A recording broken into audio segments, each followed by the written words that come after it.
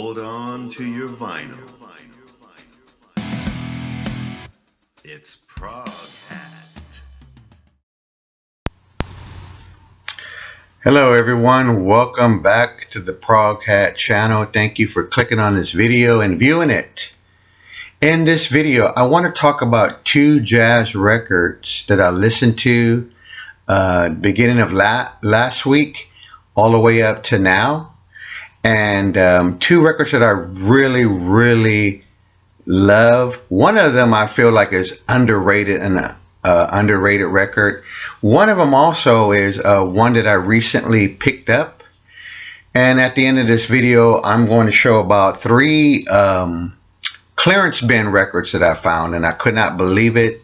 Paid $2 to $3 for those, and cleaned them up real good, and they played just great. So this record that I'm going to first show came out in 1971, and it's part of this series that they call the 313 series. And in a nutshell, I'll just give you a breakdown. This is the album that I picked up, I believe, at the beginning of last week right here.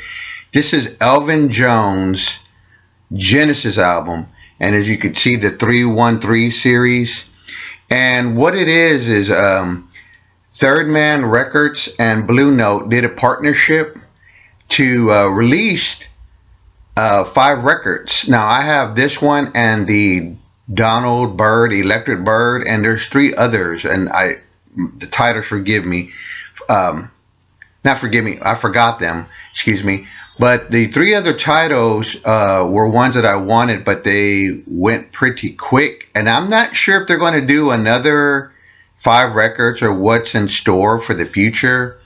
But I'm happy to have this one in particular, and they're on this nice 180 vinyl.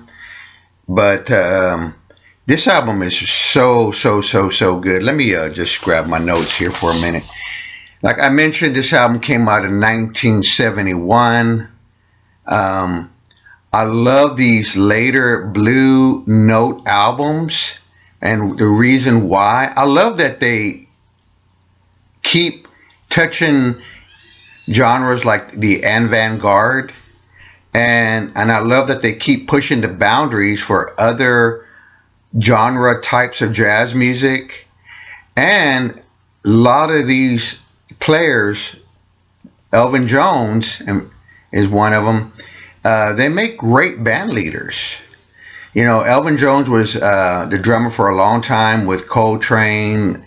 Herbie Hancock was in the band of Miles Davis. But later on, these guys showed that they had just the great skills to be also great band leaders and continue to push the music forward of jazz to, like I mentioned, to touch the boundary, especially the avant-garde, which this does touch into that period of music. So that's why I love these later jazz Blue Note albums. They're so good.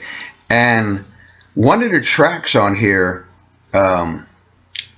is called 3-Card Molly, and I love Elvin Jones' aggressive drumming on here. I mean, he really showcases it very well, and the players have plenty of room to create their own melodic passages in the music.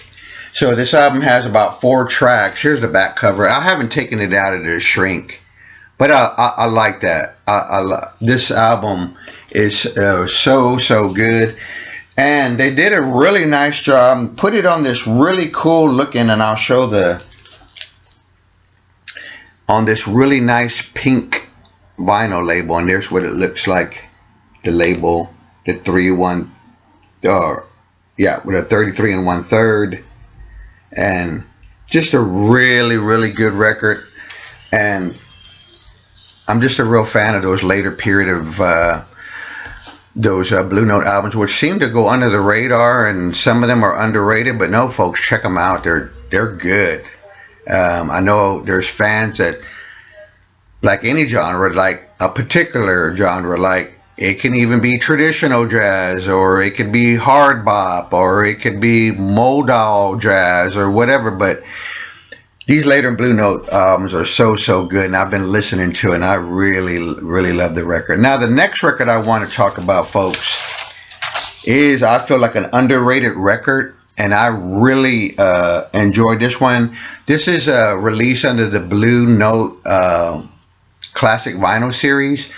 I love that series that they reissue them and they are affordable. Because I would love to have those originals, but it's not in my budget. So I really appreciate that they reissue them, and you can get them. Sometimes you can find deals, and they're really marked down to $15. So one of my favorite albums by Herbie Hancock, and I'm going to try to say this name correctly because I could see where you can not say it very well, but it's Empyrean Isles. Released in 1964, Herbie's fourth album. Now, that in the Greek, I found out that the Empyrean means heavens or the sky. What's really interesting in the myth about the Isles, or this whole title, I'm thinking, is that it is got like this myth and legend, something that sailors could see out in the far out distance, and they would see this illusion of green, like this cover, and gold. I just simply love this cover, and I just love the font of their names. But the music on here this album is underrated, and it, to me, in my opinion, it's up there with albums like Kinda Blue or Giant Steps. It really is. You got 4 solid tracks.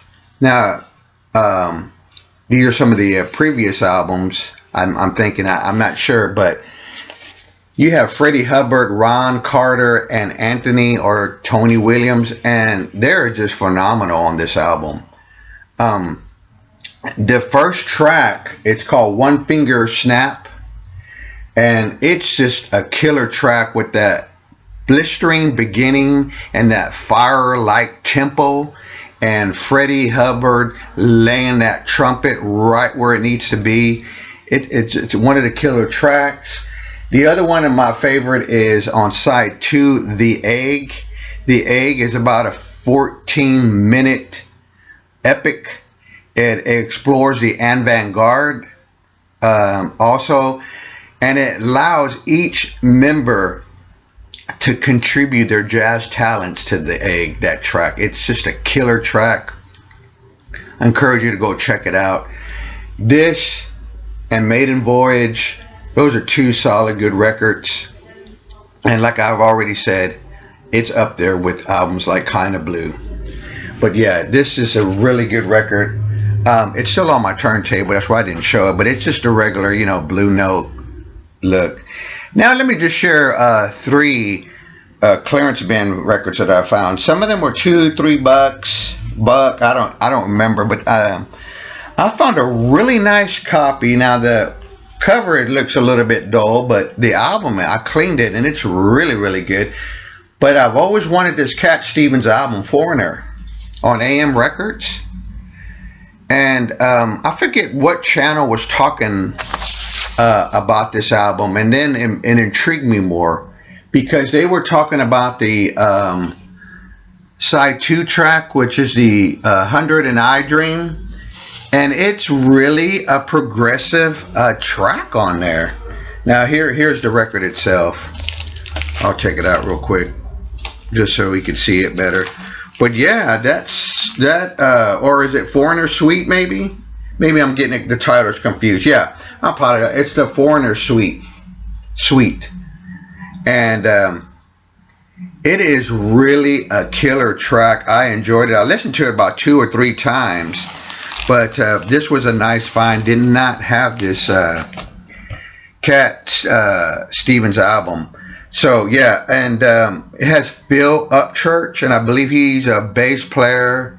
He's very good. And Patty Austin, Herbie Flowers. So really killer record. I was glad to find that. Okay, was surprised to find this.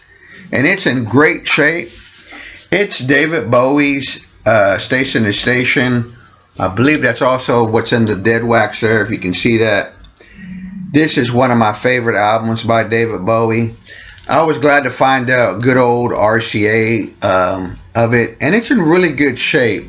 I mean, this is the album that had golden years, but I've always liked Station to Station, Stay, and Wild is the Wind.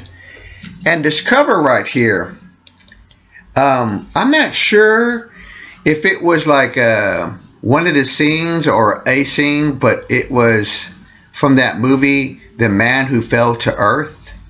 And I really enjoyed that movie. And when I was going to college, I was in film appreciation class.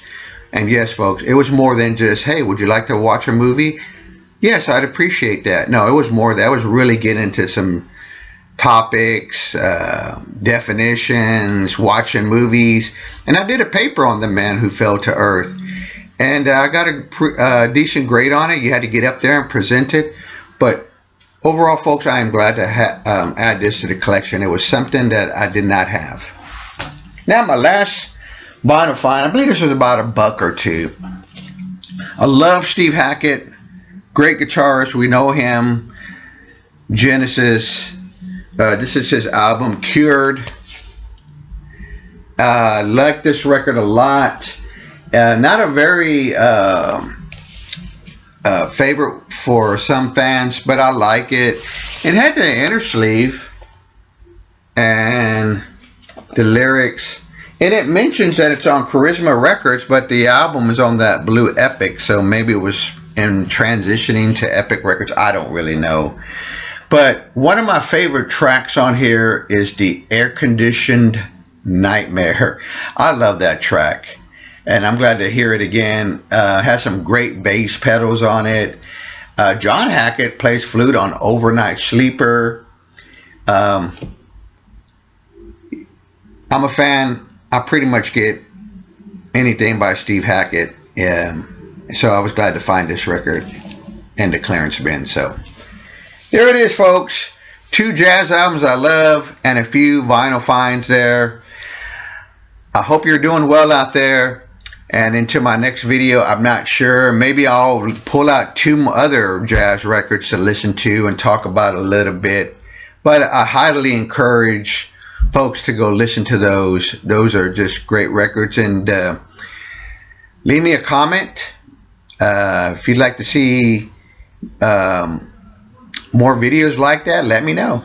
But anyway, thank you, and I hope you have a great upcoming week. Take care. We'll see you soon.